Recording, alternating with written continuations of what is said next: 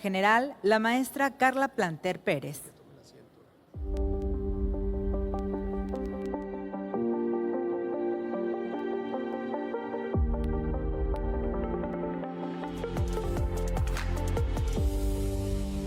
A este espacio Hábitat Latam, después de esta inauguración, pues vamos a dar inicio con uno de nuestros grandes eventos importantes, que es justamente la inauguración de la Cátedra Carlos Moreno. Pues, por supuesto, es un motivo de alegría darles la más cordial y afectuosa bienvenida a este conjunto Santander de Artes Escénicas, que también es hogar del pensamiento, del arte, del encuentro, que se ha consolidado como el gran escenario universitario para los momentos de mayor trascendencia en nuestra institución. Nos reúne hoy una ocasión extraordinariamente especial. En el marco del encuentro Hábitat Latam Guadalajara 2026, la Universidad de Guadalajara abre formalmente las puertas de un nuevo espacio de reflexión y transformación. Me refiero a la Cátedra Universitaria de Ciudad Carlos Moreno. Inaugurar esta cátedra representa un acto de profunda convicción institucional. Queremos tender puentes sólidos y permanentes entre la investigación rigurosa, las políticas públicas y el ejercicio profesional de quienes día a día construyen y gestionan los entornos urbanos. Al nombrar este espacio en honor al profesor e investigador Carlos Moreno, rendimos un sincero reconocimiento a una trayectoria de alcance internacional guiada por la búsqueda constante de la calidad de vida y desarrollo de ciudades inteligentes, sostenibles, inclusivas y profundamente humanas. Agradecemos de corazón la presencia y la generosidad de Carlos Moreno. Muchas gracias, querido Carlos. Sus aportaciones, destacando de manera muy especial su influyente concepto de la ciudad de los 15 minutos, han cambiado la forma en que el mundo entiende la relación entre el ser humano, el tiempo y, por supuesto, el espacio. De hecho, la contribución de Carlos Moreno radica en plantear un modelo global convincente para el desarrollo urbano sostenible que implica una profunda transformación de nuestros estilos de vida y de los espacios urbanos. Inspirado en el pensamiento complejo del recién fallecido Edgar Morán, nuestro galardonado nos ha enseñado que la verdadera innovación surge justamente en la intersección del conocimiento académico, la educación y la práctica. Las ciudades contemporáneas requieren de lecturas multidimensionales para su comprensión, ya que constituyen en sí mismos sistemas complejos, son espacios llenos de contradicciones, así como de encuentros y desencuentros entre ideas e intereses, individuos, grupos colectivos e instituciones. La complejidad de las ciudades modernas obliga a repensar nuestras estrategias de planificación y gestión, así como a adoptar enfoques transdisciplinarios en la búsqueda de soluciones a los diversos problemas que presenta la urbanización.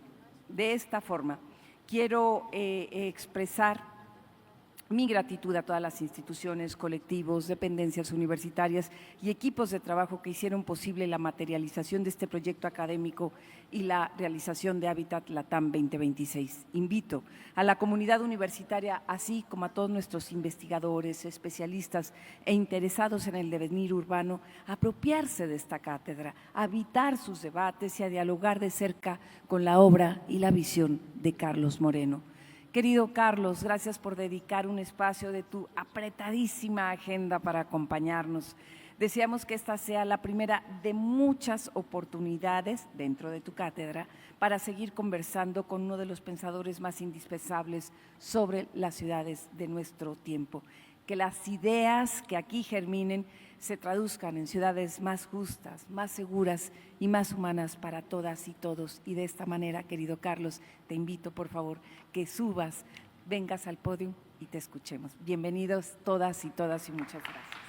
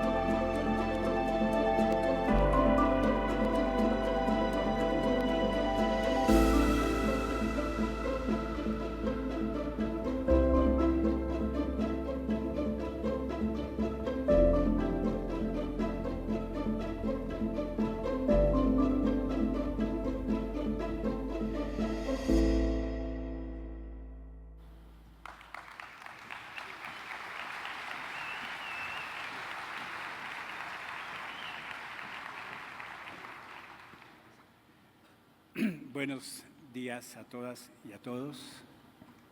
En primer lugar, mis más sinceros agradecimientos a la rectora general, Carla Planter. Querida Carla, gracias por este honor que me has conferido hoy y gracias por tus palabras. A tu lado está un gran amigo de hace mucho tiempo, Sergio Roldán, a quien le agradezco sinceramente, igualmente tú sabes, el cariño y la amistad que cultivamos para tener mejores ciudades, ciudades que vivan de una manera más amigable. Saludo a nuestros partners de ONU Habitat y de ONU, sus diferentes secciones, divisiones y ONU en general. A mis amigos de la Universidad de Guadalajara aquí presentes, el arquitecto Héctor García Curiel, infatigable igualmente, a mi gran querido amigo, el maestro Eduardo Santana, director del Museo de Ciencias Ambientales, una gran contribución de igualmente la Universidad de Guadalajara para el mundo y en fin, la lista sería bastante extensa. Pato, a ti igualmente un abrazo y felicidades por el Hub de Ciudades. Bueno, si sigo mirando, se me da el tiempo haciendo agradecimientos, así que, como dicen, a cada uno de ustedes, en sus grados y en sus cualidades, mi agradecimiento por su apoyo e igualmente presencia en este lugar. Y yo sé que más allá de este lugar, en todo lo que nos concierne en nuestro compromiso común. Reflexioné mucho sobre la inauguración de esta cátedra, Carlos Moreno, la Cátedra de Ciudad, y cómo abordarla. Decidí abordarla con un profundo agradecimiento a la comunidad académica, lo dije a la rectora general, es una cátedra directamente inscrita a la Rectoría General, por lo tanto es a toda la comunidad académica de la Universidad de Guadalajara, de sus 19 centros y 350,000 estudiantes. Es una cátedra igualmente para un franco-colombiano. Nací en Colombia hace 67 años, hace 47 que vivo en Francia y la cultura latinoamericana siempre me ha acompañado en un proceso que yo he descrito como ciudadano del mundo preocupado por tener ciencia con conciencia, que es lo que nos lleva hoy aquí. Reflexioné sobre el mensaje a transmitir en la inauguración de una cátedra. Y siendo un centro académico abierto al mundo, abierto a las ciudades, abierto a los alcaldes, a los dirigentes políticos, institucionales, abierto a la colaboración con el sector privado, yo pensé que era indispensable darle una importancia a lo que nos une en una universidad y a lo que los une a todos aquellos que viven en las ciudades, lugar de mayoría del mundo hoy en día, que es la transmisión. La transmisión es lo que estas universidades llevan en su esencia, formar las nuevas generaciones, ir hacia nuevos desafíos que llegan en 10, 20, 30, 40, 50 años, cuando no estemos acá y serán otros los que estén aquí. Y cualquier semilla que sembremos hoy en día germinará si la ciencia y la conciencia convergen para iluminar el camino de nuestra vida en los territorios. Cuando Sergio me dijo, Habitat Latam será consagrado a la ciudad como un hogar, probablemente ustedes conocen mi pasión por las etimologías de las lenguas que tengo el orgullo de poder hablar. Hogar viene del latín focare, focus. Viene del fuego. Hogar viene del fuego que servía como brasero para estar alrededor de ello. Hogar es distinto de casa, distinto del lugar, de la morada. Y si vamos aún más atrás en las lenguas indoeuropeas que dieron lugar a hogar, estamos hablando de brillar. Estamos hablando de brillar juntos. Y la idea de Habitat Latam, la ciudad como un hogar, es supremamente poderosa. Habitat viene del latín habitare, que significaba esencialmente el lugar donde se reside, porque anteriormente habitar era habere, de tener, de aquello que usamos regularmente, como el hábito, lo que usamos como traje permanentemente. Entonces, estamos hablando de aquello que hacemos frecuentemente, y esa es la importancia de Habitat y en Habitat Latam, que lo que hacemos frecuentemente no es pernoctar en un lugar con un techo y 4 paredes, estamos hablando de todo que nos une en nuestro entorno, y ese entorno es el de habitare, es la calle, son los vecinos, es el comercio, son los niños, son los juegos, son los lugares de diversión, son los lugares de compras, son los lugares de salud, son los lugares que nos dan la vida. Y el fuego hace parte de la vida, el fuego está en el centro de la vida desde la prehistoria. Entonces, el encuentro en Habitat Latam de habitare, del fuego y de la ciudad como elemento en el cual primordialmente lo que queremos no son sus piedras y sus infraestructuras, como lo dijo el gran Italo Calvino en su obra Las ciudades invisibles. La ciudad no estarás con ella por sus 7 o 77 maravillas, sino por las respuestas que le dé a 3 preguntas que te hagas. Yo conocí a Sergio Roldán hace mucho tiempo cuando él creó un movimiento pionero, Ciudadanos antes que ciudad. La ciudad no es un fin en sí mismo.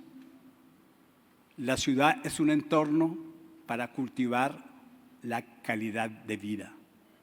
Y eso es lo que nos une en esa frase, Habitat Latam, la ciudad es tu hogar. Es el encuentro de esos 3 elementos. El fuego que anima a las comunidades, el vivir juntos en un entorno, la ciudad, y habitar en ella, relacionarse con los otros. En estos tiempos de posverdad, en estos tiempos de climatoescepticismo, en estos tiempos de negación de la ciencia, en estos tiempos de injuria, de violencia, de agresión, frente a aquellos que llevamos el conocimiento hacia los territorios, en el momento en que nos están negando el hecho de que la razón debe de brillar antes que la alevosía, es indispensable que nosotros como científicos nos enraicemos en los territorios para tomar la palabra con objetividad, con datos, con relevancia. Ese es el sentido de una cátedra universitaria que quiere ser de ciudad porque necesita enraizarse en el territorio, en el conocimiento. Y eso es no la cátedra Carlos Moreno porque no me pertenece, le pertenece a ustedes, a todos los que quieren llevar el fuego de la ciencia, el fuego de la razón, el fuego de la experimentación y el fuego de la transformación, porque si esta cátedra queremos resumirla en 3 palabras, sería conocimiento, experimentación y transformación. Conocimiento porque solamente la ciencia rigurosa, los datos, la objetividad, las hipótesis debatidas, las dudas, porque no tenemos certitudes como científicos. Tenemos que tener la humildad de considerar que lo que sabemos hoy es una minúscula parte del conocimiento que no poseemos y más allá que lo que sabemos hoy puede ser cuestionado mañana porque tal vez otras ideas vendrán a darnos igualmente con objetividad otras pistas para avanzar. Por lo tanto, no hay verdades adquiridas. Conocimiento como estandarte. Experimentación. experimentación para que lo que hagamos esté confrontado con la realidad de nuestras ciudades, de nuestros territorios, de los hogares de cada cual. No hay ciudad universal, hay ciudades en entornos, en contextos.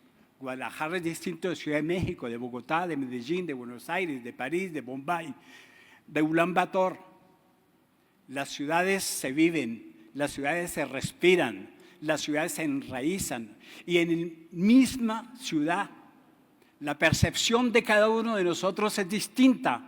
La percepción que tiene alguien de su ciudad es distinta de la que tiene otro. Una ciudad de ese Italo Calvino tiene una parte visible, sus calles y sus obras, y tiene la parte más profunda que es la parte invisible, son las sensaciones, es la percepción, es la idea que yo me hago del otro, es la manera como digo buenos días, es la manera como digo buenas tardes, es la manera como le doy un abrazo a una persona de edad, es la manera como tomo o no de la mano un niño o una niña para llevarla a un colegio, es la manera como un médico me atiende, es la manera como mi salud se cuida, pero más allá del cuidado, y yo sé que Guadalajara es una ciudad que pone mucho énfasis en el cuidado, necesitamos crear ciudades de bienestar. Muchas veces el cuidado llega tarde porque ya estamos enfermos. No necesitamos ciudades que nos cuiden estando enfermos. Necesitamos ciudades que anticipen las enfermedades, ciudades que sanan, ciudades que nos dan el bienestar, ciudades que evitan que nos enfermen. Ese es el gran desafío de las ciudades hoy en día. Y para esto tenemos que convocar mucha gente que ha trabajado en el mundo de las ciudades. Tenemos que convocar Saskia Sassen, holandesa, su vida en Argentina, una de las más grandes exponentes de la sociología mundial, con Richard Sennett, la ciudad mundo. La ciudad mundo es la ciudad que ha creado una situación de poder, un poder que es no solamente el hecho de habitar en ella, una ciudad que ha concentrado poder económico. 80% de las riquezas mundiales salen de las ciudades, pero 80% de la pobreza está en las ciudades. 70% de la energía es consumida en las ciudades y 75% del CO2 que nos está matando literalmente, que nos está asfixiando literalmente, sale de las ciudades. La exclusión social y la marginalización sale de las ciudades. Y Saskia dice, nos están expulsando en su libro Expulsiones. Y yo digo, la calidad de vida no puede depender del código postal de la casa donde yo estoy pernoctando. Y esa es la situación a la cual nuestras ciudades han evolucionado. La segregación urbana, la fragmentación urbana, no ha sido una cuestión de arquitectura o de urbanismo. Han sido decisiones políticas de la organización social urbana con respecto a intereses económicos sobre la manera como la ciudad se regenera. Estamos en México, un país de una gran tradición de culturas originarias, con su multitud de pueblos, de lenguas, de saberes, de conocimiento. Estamos en América Latina, hoy en día el segundo subcontinente más poblado en ciudades, 85% del mundo, más que Europa donde vivo, que tiene 77%. Estamos hablando de ciudades de más de 20 millones de habitantes en América Latina, pero estamos hablando también de muchas ciudades intermedias y de muchos pueblos. Hagámonos la pregunta, ¿por qué llegamos a donde estamos hoy en ciudades que nos asfixian? El sacerdote austríaco, filósofo, Iván Illich, en 1974 escribió un libro, Energía y Equidad, 1974. E Iván Illich describe en ese libro la ley de la contraproductividad institucional. Y yo quiero colocar en el corazón de la reflexión esa ley de la contraproductividad institucional, porque el mismo sistema que para darle paso a la energía fósil, para darle paso al business de los corporate business district, de los barrios de negocios, de los barrios residenciales, de los barrios clasificados en función de su categoría social, de clase alta, de clase media. Todo el proceso que hubo de separación que llamamos el funcionalismo en la herencia de Le Corbusier, de la Carta de Atenas, cuando se dijo la actividad humana necesita concentración y para estar concentrados cada cual tiene que estar en su lugar. Entonces, los hombres, porque la ciudad se diseñó esencialmente de una manera masculina, van a ir a trabajar en un barrio que es el barrio corporativo. Y si se quieren divertir, en la zona rosa. Y la administración en este lugar. Y los hospitales en este lugar. Y los colegios en este lugar. Y el funcionalismo generó la dispersión, generó la fragmentación. Y socialmente hubo esta segregación. Y Le Corbusier decía, porque hay que tener concentración y tenemos que optimizar el que cada cual pueda estar en su lugar. Pero la conectividad de un lugar con otro fueron los autos, fueron las autopistas. Una autopista, dos autopistas, triples, a veces la tenemos superpuestas verticalmente. Y llegó el mundo de los autos masivamente, como diría Jaime Lerner, de la adicción hacia los autos, y en el que nos volvimos, como yo digo, hombres centauros, mitad hombre y mitad auto. Y comenzamos a pasar horas y horas y horas en los trayectos cotidianos de mi lugar de habitación a mi lugar de trabajo. Y comenzamos a tener 50, 100, 150, 200 kilómetros nada más que de trayecto en un auto. Ivan Illich en el 75 hizo la cuenta de lo que representaba en Estados Unidos ir en auto y al final la velocidad que eso representaba de todos los trancones. 6 kilómetros por hora si se cuenta la totalidad de ir en un auto del lugar de habitación al lugar de trabajo. Y él dice en ese libro, la ley de la contraproductividad institucional significa que queriendo conquistar la velocidad, terminamos con la lentitud, pero la lentitud forzada, la lentitud de no poder avanzar, la multitud de estar en un auto horas simplemente viendo al que está delante de nosotros y el que está detrás de nosotros. Esas son las paradojas de la ciudad de la segunda mitad del siglo XX, es la paradoja de la herencia del funcionalismo. Quiso ser óptimo y resultó ser desastroso, porque el tiempo finalmente se convirtió en un tiempo inútil. Medir las ciudades en kilómetros fue la norma. Pero ¿qué es lo esencial en la vida? Es el tiempo útil.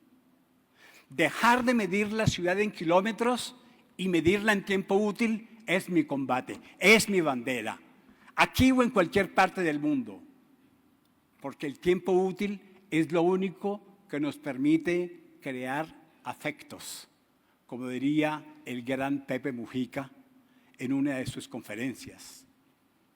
Tómele un poquito de tiempo para que tengan esos cachitos de afecto, porque el día en que se mueran ya nadie podrá más darles la mano o darles un abrazo. Ese tiempo útil hoy en día ha sido devorado por las distancias y nosotros hemos sido sus cómplices por nuestro modo de vida. Los grandes emporios económicos de la construcción encontraron una línea de negocios con esos barrios corporativos, con esos barrios residenciales. Los grandes emporios industriales del automóvil encontraron un negocio con la masificación del auto y haciéndonos creer que estar en un auto tenemos la libertad, cuando en realidad hemos sido encadenados a un volante. Los grandes emporios nos hacen pensar que las energías renovables, el sol y el viento, Es una cuestión de hippies y de muchachos y muchachas con flores en el cabello y haciendo simplemente figuración, cuando en realidad es el propio sentido de la vida, de reencontrarse con aquello que nos era unido en la naturaleza y de la cual fuimos brutalmente separados en estos inicios del siglo XX, cuando se dio ese proceso de masificación de las ciudades. Todo el mundo conoce el Amazonas y todos decimos, Amazonas es el pulmón del mundo y hay que proteger el pulmón del mundo. Pero los estudios científicos recientes, Stefan Rostan ha hecho un libro espectacular que ha salido de un artículo en la revista Science y una serie de científicos brasileños utilizando la tecnología, el LIDAR. Tenemos hoy en día las pruebas que hace 2.500 años en Amazonas había una de las redes de ciudades más importantes de América Latina.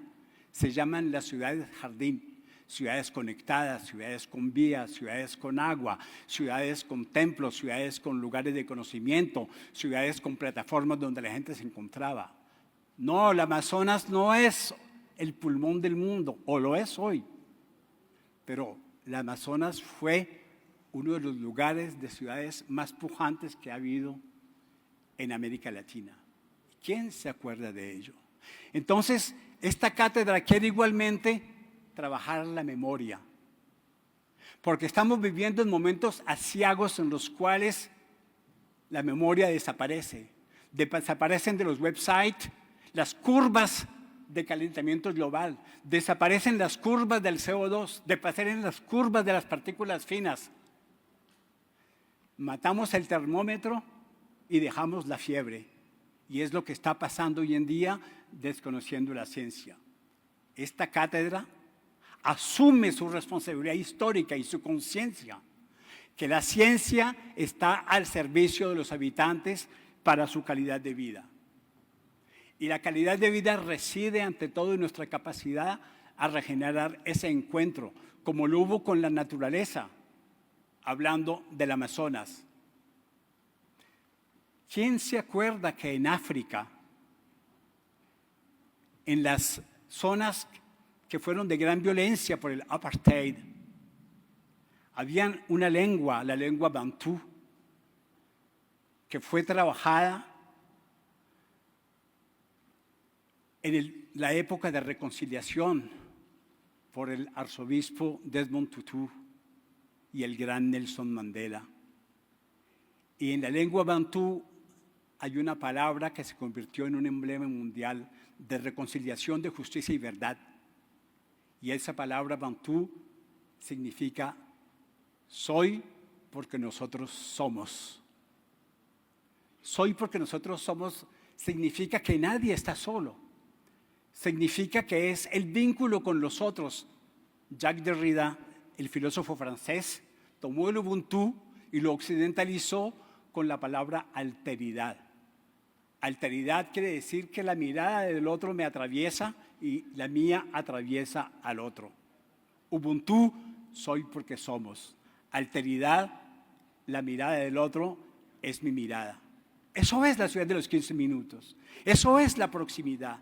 Eso es la proximidad feliz. La ciudad de los 15 minutos, amigos, amigas, colegas, no es un cronómetro.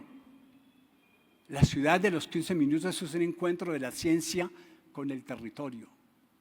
Y yo quiero decirles algo que hace parte de un libro que saco el 1 de junio de 2027 en inglés, pero yo quería decirles aquí el leitmotiv de ese libro. A principios del siglo XX hay un biólogo urbanista de Escocia que murió en Francia, en Montpellier, Patrick Gued. Patrick Gued recogió los trabajos de Lewis Mumford, que era su amigo, él fue alumno, y él nos entregó un legado que fue recuperado posteriormente en los años 70, 80 por los Amigos de la Tierra, con una frase que ustedes conocen que significa pensar global, actuar local. Esta frase ha dado la vuelta al mundo. la hemos adoptado mucho tiempo. La primera vez que esta frase fue pronunciada públicamente fue hacia el final de los años 70 por el presidente de Amigos de la Tierra. No había internet. El cambio climático no estaba en las dificultades amenazantes, dramáticas en las que estamos hoy. El Niño ni siquiera existía como fenómeno climatológico en América Latina.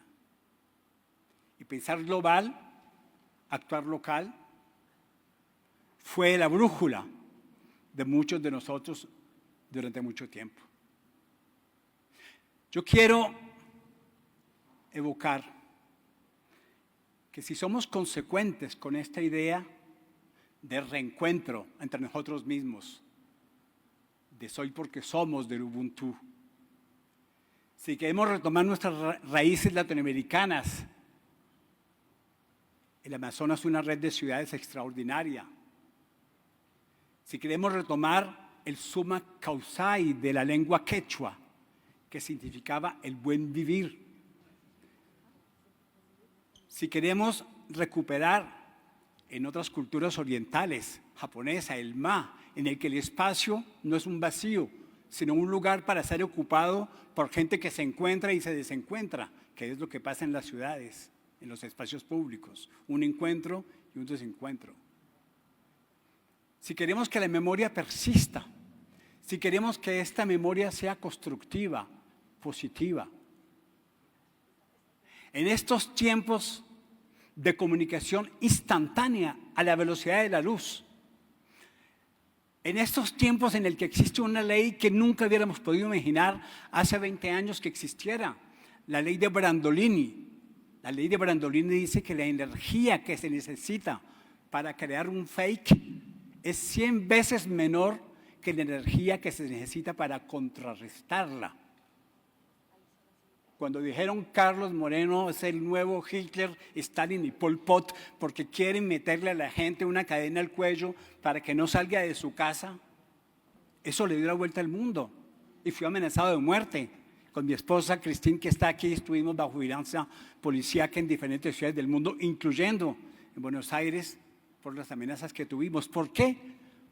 Porque estamos hablando de soy porque somos, porque estamos hablando del buen vivir, porque estamos hablando del espacio público como lugar de encuentro y desencuentro, porque estamos hablando de darle la mano, de saludar, porque estamos hablando de decirle al otro que él existe, porque estamos hablando de tener a proximidad lugares en los cuales tengamos acceso a nuestras funciones esenciales, a nuestras compras en circuitos cortos, porque necesitamos atención médica, porque necesitamos cultura, espacio público.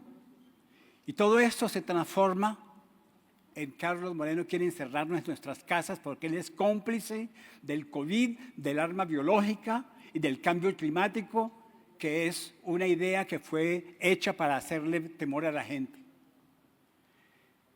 Entonces, tenemos que comprender que en el siglo XXI la viralidad es una realidad que genera comportamientos irracionales de la gente.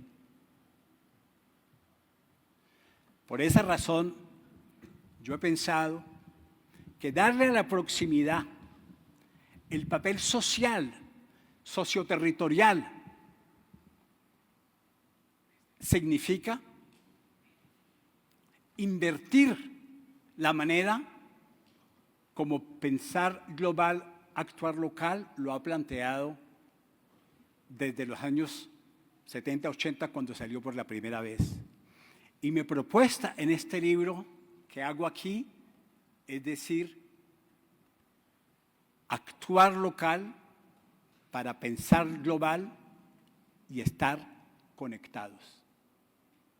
Yo propongo a la comunidad mundial de invertir esto que fue la divisa después de los años 80. ¿Por qué lo digo?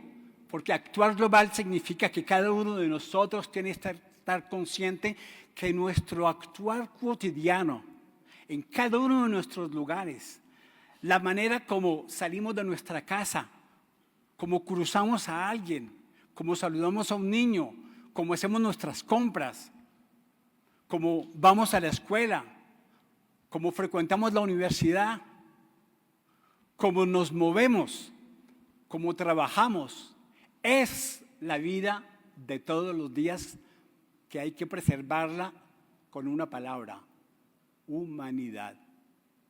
Porque actuar local significa regenerar el fuego del hogar al que nos convoca Habitat Latam.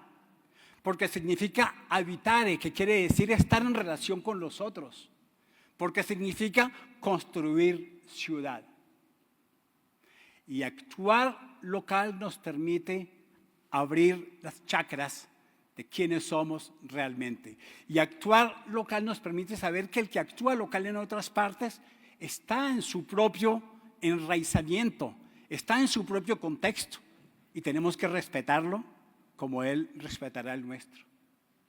Y actuando localmente, el pensamiento que vamos a emerger tiene que desprenderse de nuestra particularidad para volverse universal. La ciudad no es universal, pero el pensamiento es universal. Es por esa razón que somos completamente sensibles a la belleza de un premio Nobel en el Japón, de un premio de literatura que viene de una lengua que no conocemos y que es traducida, que somos sensibles a un atardecer en otro lugar del mundo, que estamos maravillados con una montaña en otro lugar del mundo que no es la nuestra, aún más cuando ni siquiera conocemos una montaña en un lugar o viceversa. Entonces, el pensamiento tiene que ser global, tiene que ser universal para reencontrarse con una humanidad que no tiene barreras ni en razas, ni en religiones, ni en género, ni en ideologías, que encuentra la razón misma de ser humano, de habitare en este mismo planeta. Como diría mi gran amigo, más que centenario, que acaba de morir, Edgar Morin, el padre de la complejidad, el padre de la interdependencia. Yo les solicito que lean un ensayo corto que él publicó en el diario Le Monde, pero que es un extracto de su libro Terre et Patrie, Tierra y Patria, en el que él dice que el mundo tiene al mismo tiempo que se mundializa, tiene que ser mundializado y desmundializado, que el actuar global tiene que ir de la mano del actuar local, que comprar en una calle una artesanía hecha por el artesano o unas frutas o una legumbre hechas por el campesino nos significa mucho más valor ético que el comprar esas frutas que vienen cargadas por barcos que fueron maduradas durante el transporte de viaje y que no están creando valor local. Entonces, Edgar Morin nos dice: el mundo va hacia su desintegración y es lo más probable. Pero él nos dice, igualmente, lo improbable es la metamorfosis. Que los humanos tomemos conciencia de los peligros que nos acechan para que la transformación sea radical. Y cuando Edgar Morin habla de transformación radical, no estamos hablando de gente violenta, encapuchada, que sale a quemar lo que encuentra al paso. No, estamos hablando del latín radicale, que significa raíz. Transformación a partir de la raíz. Y la raíz la vamos a encontrar en estas maneras que han sido las nuestras al final del siglo XX y en el siglo XXI de producir, de consumir, de desplazarnos. Por esa razón, la convocación de Habitat Latam, Ciudad y Hogar, la cátedra Carlos Morelos de Ciudad, entra en ese proceso de transformación radical y yo lo asumo plenamente.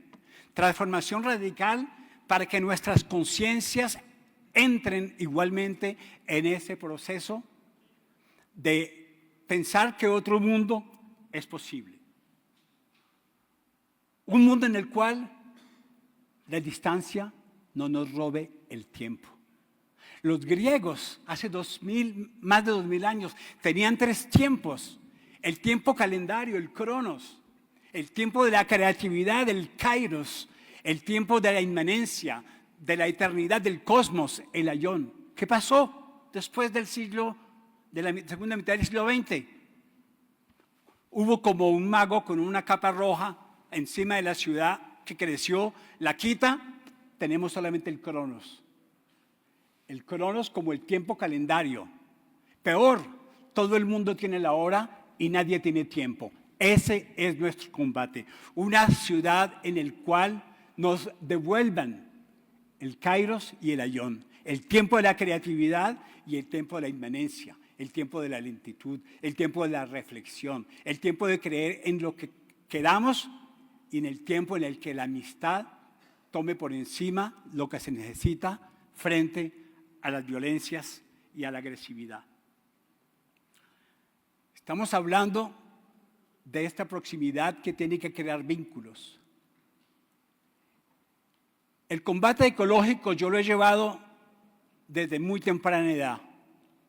El combate social me costó el exilio a los 20 años de irme de mi país, Colombia, para vivir en el país que me adoptó, que me dio el estatuto de refugiado político y que después me dio su nacionalidad y que me integró en su vida sin ninguna diferencia con respecto a lo que había podido ser y me entregó esa disponibilidad de acceder a la academia, a la ciencia, al conocimiento, que me transformó totalmente para ser lo que soy. Pero hay otro combate que he descubierto más recientemente y van mis agradecimientos para mis queridos amigos Peter Nijkamp, Karima Curtit de la Regional Science Association y Marie Catherine Gall, directora ejecutiva con la que compartimos esto todos los días. El combate económico. El combate económico es esencial en la proximidad, porque ese combate, queridos amigas y amigos, colegas, lo hemos perdido en las ciudades. Lo hemos perdido por la globalización infame que ha atravesado el mundo económico y que ha llevado a concentrar las funciones del mundo económico en ciertos lugares. China, la fábrica del mundo; Corea del Sur, Taiwán, la fábrica de semiconductores; India, la fábrica del software; el magrebí de los textiles y ahora de los data centers, y la lista podría continuar. Entonces, tenemos que volver a nuestra historia y en América Latina volver igualmente a nuestra historia y recuperar de una manera científica la economía del conocimiento en los tiempos de cambio climático, en los tiempos de crisis energética, en los tiempos de crisis de la industria de la agricultura, en tiempos en los cuales tenemos hoy en día las dificultades de cómo hacer frente cuando estas catástrofes nos llegan. Estamos en un momento álgido con la llegada del Niño, que va a haber un desencuentro total. Lo vemos en España, en Portugal, cuando durante 2 días todo el país es cortado de la luz, cuando las inundaciones se producen, cuando los trenes no funcionan más, cuando los aeropuertos no funcionan más, cuando los incendios llegan a las puertas de las ciudades, cuando los temblores, como los dramáticos temblores que han ocurrido en América Latina y en muchos lugares de la cintura del fuego, trastocan totalmente nuestra manera de vivir. Lo que pasó en Valencia, España, tercera ciudad del país, en pocos minutos la ciudad fue totalmente inundada, durante mucho tiempo, totalmente sin capacidad de reencontrarse, no solamente con su vida corriente, sino con su actividad económica. Mis amigos Peter Nijkamp, Karima Curtit y con Catherine Gall creamos una relación de trabajo con el Premio Nobel de Economía, Paul Krugman, amigo que saludo, porque la nueva economía geográfica de Paul Krugman en los años 90 era visionaria y premonitoria. Tenemos que salir de la concentración en esos lugares particulares para relocalizar la economía, para regenerar nuestra economía, para darle a la economía lo que tiene que ser igualmente un vector de vínculo social y de regeneración territorial. Y en esa vía yo me introduje para producir un trabajo científico sobre la nueva economía geográfica de la proximidad sostenible. Porque la proximidad sostenible tiene que tener el componente económico para crear valor local, crear circuitos cortos, crear empleo, crear conocimiento, recuperar el conocimiento perdido, regenerar nuevas materias primas, salirse de los que nos ha sido impuesto. Que nos llega una banda de militares de un país que quiere cada vez ser más grande y se toma los recursos naturales y se los llevan con una especie de tubería gigante y no nos queda nada. En cualquier lugar del mundo llegan y se llevan lo que tenemos. No, necesitamos regenerar esas economías locales. Y haciendo mi investigación me encontré con cosas maravillosas que confieso que no conocía a ese nivel. Encontré los trabajos de José Luis Coraggio, economista de la Argentina, creador de la economía popular, de la economía solidaria, de la economía ciudadana. Y me leí los libros de José Luis Coraggio, que hace parte de lo que voy a sacar en los próximos meses como libro. La economía popular hoy en día ha sido retomada en Europa bajo el nombre de economía social y solidaria, que José Luis Coraggio modelizó igualmente. La economía social y solidaria regenera una economía europea en crisis por las crisis de vecindario, por las tensiones sociales, por las desigualdades económicas. Y América Latina, que fue el continente en el cual esta teoría fue formalizada por José Luis Coraggio en sus trabajos, debe recuperarla y necesitamos que esa economía entre en el proceso de la proximidad. Y el proceso de la proximidad incluye esa generación económica. Yo por eso, en estos tiempos del siglo XXI de inteligencia artificial, en el cual estamos inundados por los bots, por todos los motores generativos, he planteado, amigos y amigas, este nuevo marco de pensamiento que yo llamo el poder de la regeneración urbana utilizando la triple IA. Cuando digo IA, todo el mundo piensa inteligencia artificial, ChatGPT, Perplexity, etc. Yo digo no. Como lo dice el premio Nobel de Economía, Dario Acemoglu, no hay fatalidad y la humanidad nunca ha tenido fatalidad, aún en los tiempos más aciagos. Durante 1000 años, las ciudades del occidente se desarrollaron bajo los preceptos religiosos llevados por Santo Tomás de Aquino y Santo Agustín, en particular en la ciudad de Dios. Y la ciudad era teocrática, las ciudades de Occidente fueron teocráticas durante 1000 años. No hay fatalidad, porque otros procesos vinieron después. Y yo lo digo igualmente con la inteligencia artificial, Dario Acemoglu lo dice, lo explico en mi libro, necesitamos crear un entorno de una triple IA, y es mi tesis. La IA más urgente es la del presente. El presente es la adaptación, la inteligencia adaptativa, la otra IA. La que decía Darwin, que es la inteligencia humana, su adaptación. Frente a las amenazas climáticas, de la biodiversidad, económicas y sociales, la inteligencia adaptativa es la IA del tiempo presente. Y en ella el paradigma de la proximidad cae perfectamente en este proceso de regeneración urbana. Y ya no hablo de la proximidad de los servicios, hablo de mi combate que presento hoy en día igualmente aquí, la proximidad como un derecho. Tenemos que ser conscientes que nos han robado la proximidad por intereses poderosos económicos durante más de 70 años y que es el momento en que nos levantemos con la ciencia como bandera, pidiendo que la proximidad no sea de vuelta, la tienda del barrio, el parque para los niños, el médico de cercanía, los lugares de estudio. Pero esa inteligencia adaptativa necesita una tercera inteligencia, la inteligencia del pasado, de la sabiduría, del conocimiento ancestral, de saber quiénes somos, pero sobre todo de dónde venimos, que recuperemos el Ubuntu africano, el Summa Causai amerindio, que recuperemos nuestro sabor, nuestras materias primas que sabíamos conocimiento, y esa es la inteligencia ancestral.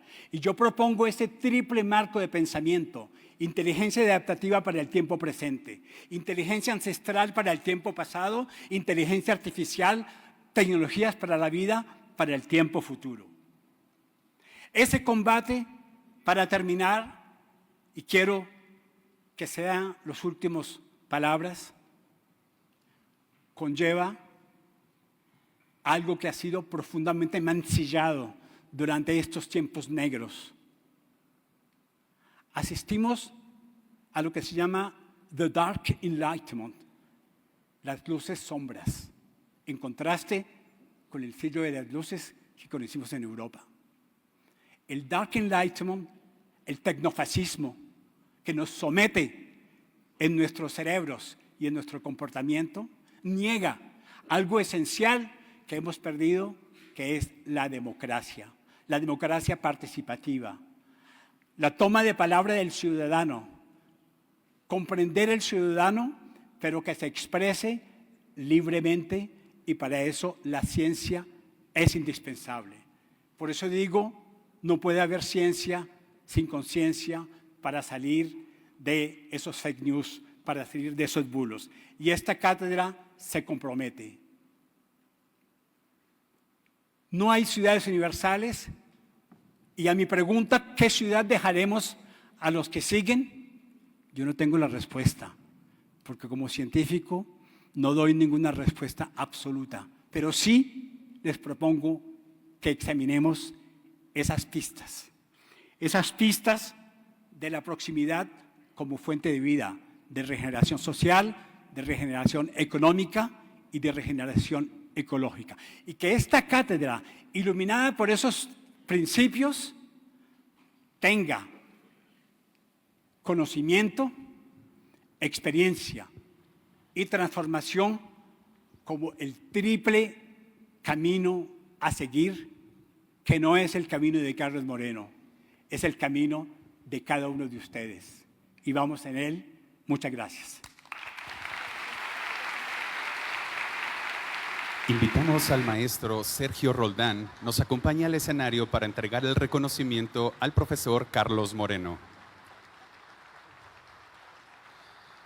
La Universidad de Guadalajara y el Encuentro Hábitat LATAM Guadalajara celebra la creación de la Cátedra Carlos Moreno por contribuir a estudios de las ciudades, impulsar la vinculación entre conocimiento científico y políticas públicas, así como consolidar redes nacionales e internacionales orientadas a la construcción de ciudades más humanas, sostenibles, resilientes e incluyentes.